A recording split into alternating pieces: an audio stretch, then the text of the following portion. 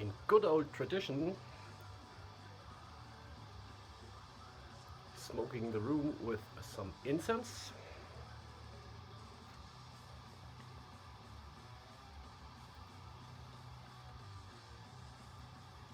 With a candle and a beer.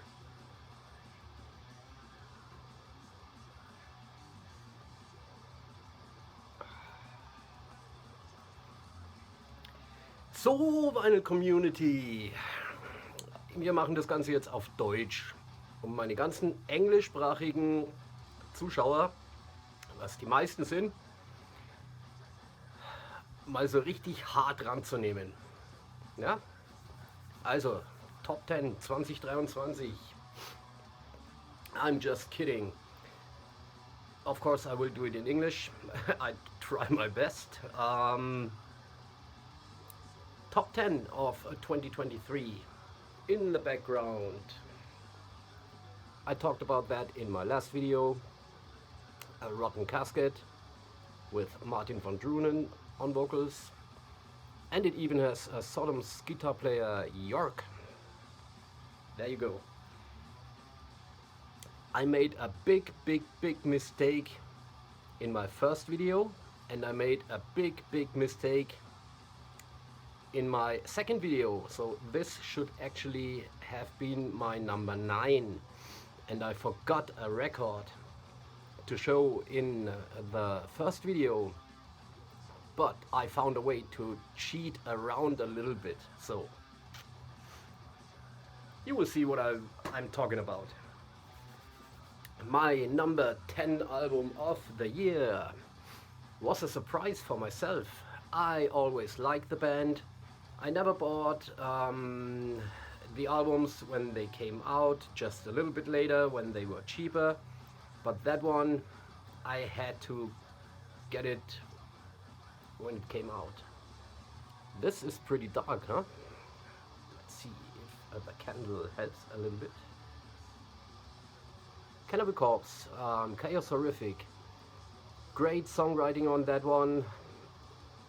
Great production on that one. Very natural. Very memorable songs. Of course, you all know that album. All songs are killer, not a stinker. And I think they have their own style, but the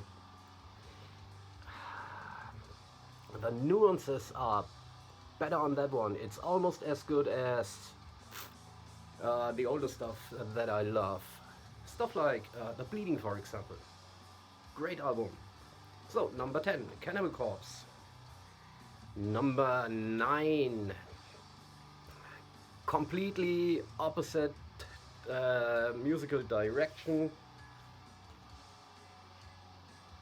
70s hard rock. This is Graveyard's album number 6, and it's called 6. A very quiet album, very 70s influenced. The old Graveyard were a little bit more rocking. This still does rock, but it's a very quiet album. Natural production, of course, it's 70s influenced stuff. I always loved the band since their first album. And this one made my number 9 this year. Number 8 on the list. Heavy metal, bordering on thrash metal.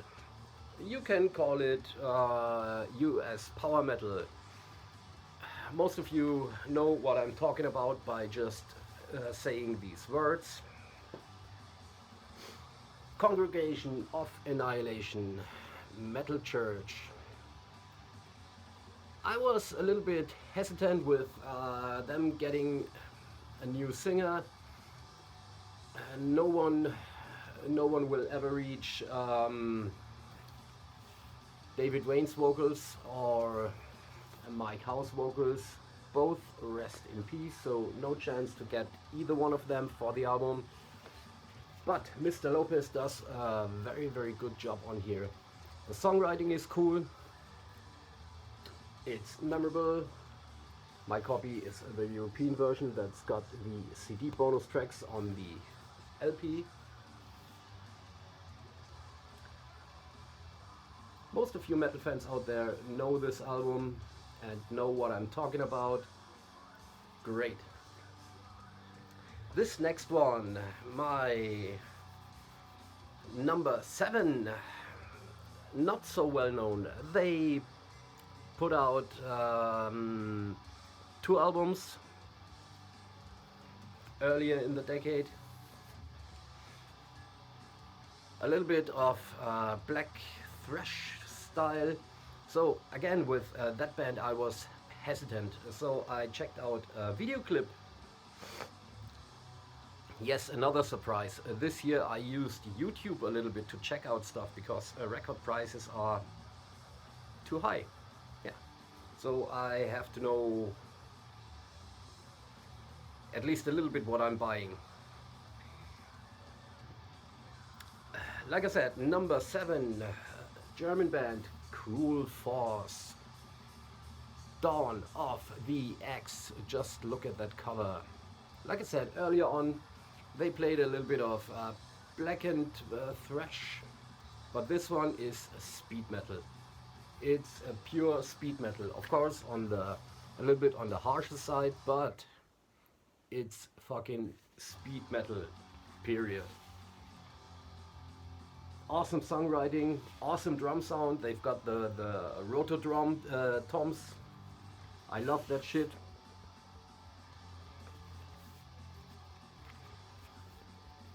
That guy alone is worth the purchase of the album. So Cruel Force, Dawn of the Axe. Number 6 on the list. A death metal band that has made it to album number, is it 11 or is it 13? I should have looked it up before, but they made a career out of writing 2 songs. A slow one, a slow groovy one, and the not so slow groovy one. Can you guess what I'm talking about? The Dying of Everything by Obituary. I was always a fan of the band. Some people say it's getting boring listening to them over and over again. In their mid-period there were some not real stinkers, but not so good albums, let's put it that way. But the Dying of Everything, the songwriting is great. Again, a sound. Barely Alive, the opener, The Wrong Time, The Wrong Time is basically a pop song in death metal disguise. That's how I see it.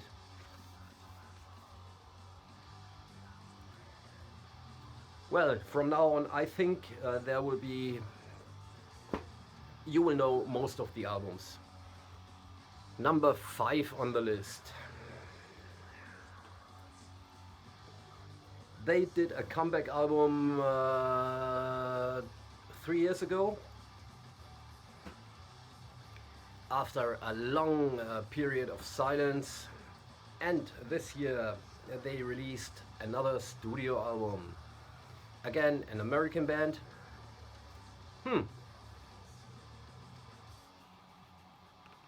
It's the latest Cirith Ungol with Dark Parade. What a great album. Some people say after the first song the Velocity is a ferocious opener, and then it's getting really doomy for Cirith Ungol style. Not much fast and powerful stuff on the rest of the album, but I love when Cirith Ungol gets doomy. And old guys should be allowed to play a little bit slower. The songwriting is fantastic. Unfortunately, they will hang up on the live front, but maybe I stopped going to concerts. But if they ever come back to Germany near my area, I will think about going. Seriously, I've seen them a couple of times and they were always great. So, number 5, Kirith Ungol with The Dark Parade. Number 4,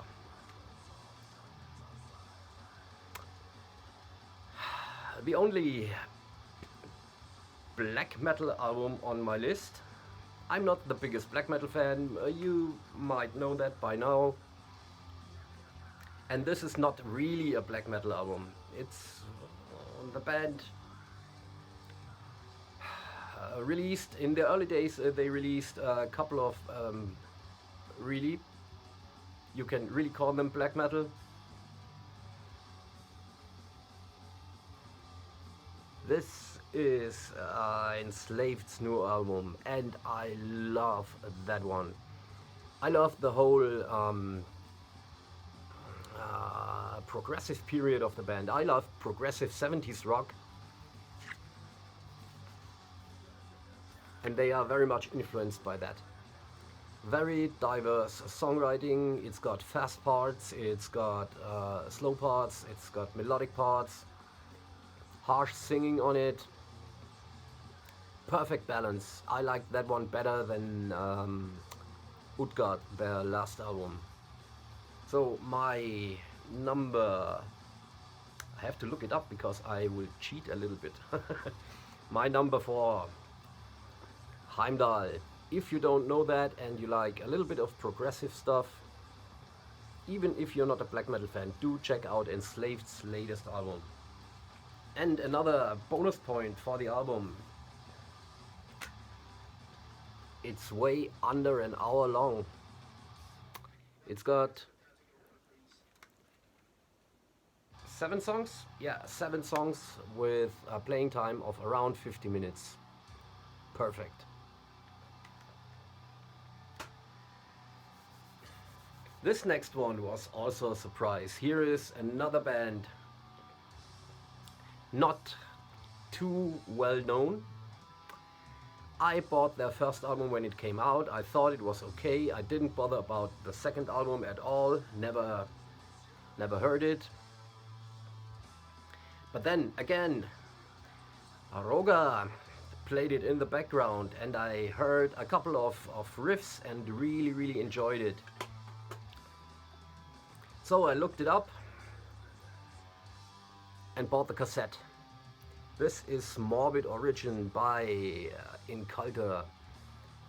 Fantastic thrash metal album. So like I said, safety first, I bought only the cassette. But yes, this album blew me away. Best harsh thrash metal album of the year.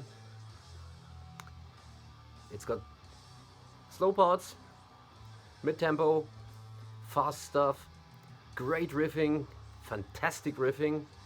Just check out the first song after the short intro, the yeah, I can't explain it. So number 3 is Inculter with Morbid Origin. And I loved it that much. Yeah, I had to buy the vinyl record. It was not too expensive. I didn't pay 30 euros for that. Very dark back cover.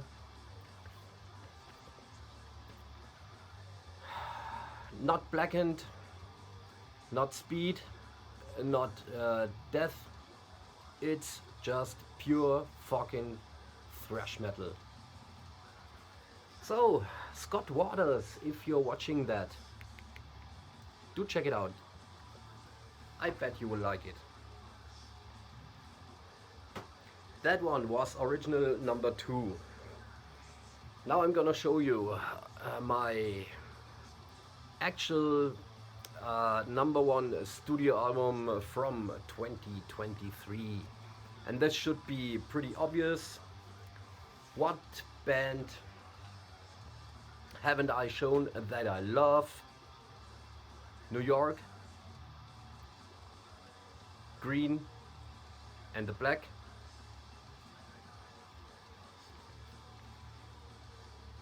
Overkill, Scorched. What a great album. Uh, their best since Ironbound from 2010.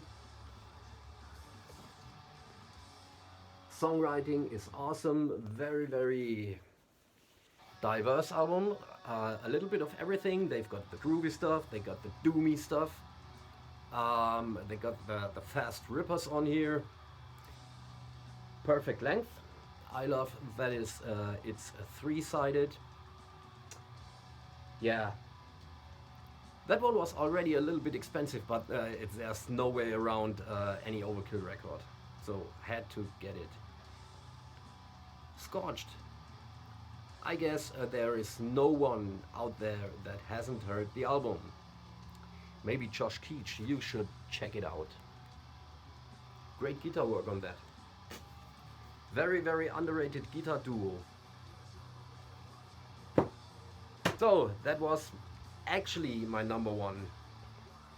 But like I said in the beginning, in the first video I did, I forgot to show an album that contains re-recordings, and that was probably the biggest mistake I ever made since making videos on YouTube. So